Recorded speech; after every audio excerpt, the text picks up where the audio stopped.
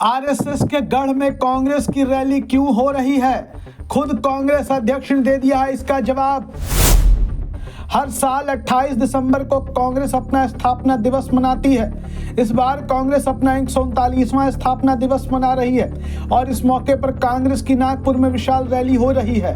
बड़ी संख्या में लोग कांग्रेस की इस रैली में शामिल हुए, लेकिन एक सवाल सबके जहन में कौंध रहा है कि नागपुर तो आरएसएस का गढ़ है, आरएसएस का मुख्यालय नागपुर में ही है, तो कांग्रेस नागपुर में ही अपनी रैली क्यों कर रही है? इसका जवाब खुद कांग्रेस अध्यक्ष मल्लिकार्जुन खड़गे ने दे दिया। आपको बता दें कि नागपुर में होने वाली कांग्रेस की इस रैली में है तैयार हम का नारा दिया गया और इसके साथ ही कांग्रेस ने 2024 के लोकसभा चुनाव अभियान की शुरुआत कर दी।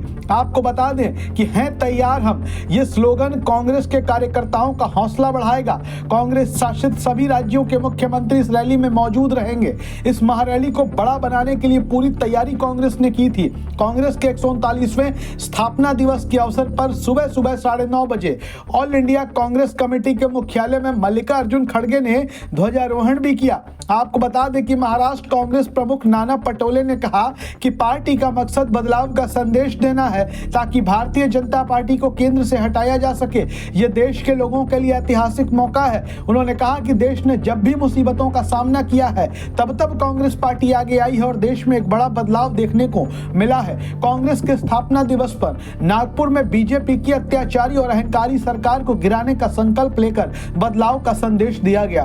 कांग्रेस की यह महारैली काफी मायने रखती है क्योंकि यह नागपुर में आयोजित हुई, जहां राष्ट्रीय स्वयंसेवक संघ का मुख्यालय स्थित है।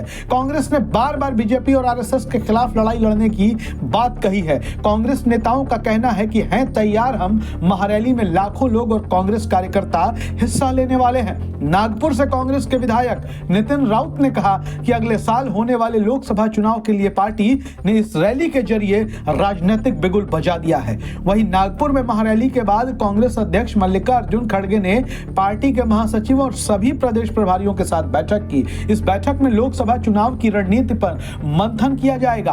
कांग्रेस के लिए सबसे बड़ी चुनौती उत्तर भारत के राज्यों में जीत हासिल करना है, जिस पर सबसे ज्यादा फोकस किया जा रहा है। पार्टी सीटों के बंटवारे को लेकर उत्तर प्रदेश, बिहार जैसे राज्यों के क्षेत्रीय दलों के साथ बातचीत कर रही है। आपको बता दें कि कांग्रेस पार्टी ने 28 दिसंबर को अपना 139वां स्थापना दिवस मनाया।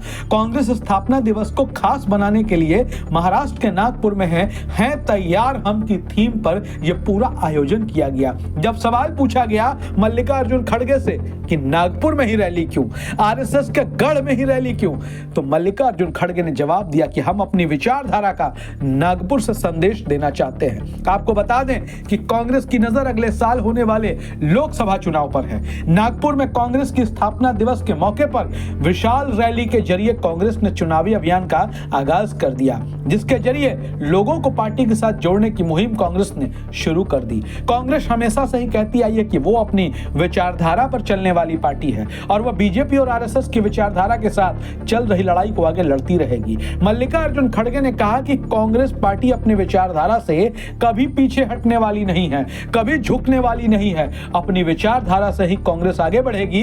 इसके लिए हम नागपुर से संदेश देना चाहते हैं। जब उनसे 2024 में होने वाले लोकसभा चुनाव और इस रैली के बीच कनेक्शन को लेकर सवाल किया गया, उन्होंने कहा हर चीज में चुनाव नहीं होता है, यह तो उत्सव है। हालांकि इसके जरिए हम अपने लोगों को संदेश देंगे कि 2024 के लोकसभा चुनाव को ध्यान में रखते हुए काम करने की जरूरत है। वहीं महाराष्ट्र कांग्रेस प्रमुख नाना पटोले ने पार्टी की महारैली को देश के लोगों के लिए ऐतिहासिक क्षण बताया। उन्होंने नागपुर से बीजेपी को हराने के लिए कांग्रेस से बदलाव का संदेश देने की बात कही। वहीं कांग्रेस के विधायक नितिन राउत, जो नागपुर से ही विधायक हैं, उन्होंने कहा कि अगले साल होने वाले लोकसभा चुनाव का बिगुल आरएसएस के गढ़ से बजेगा।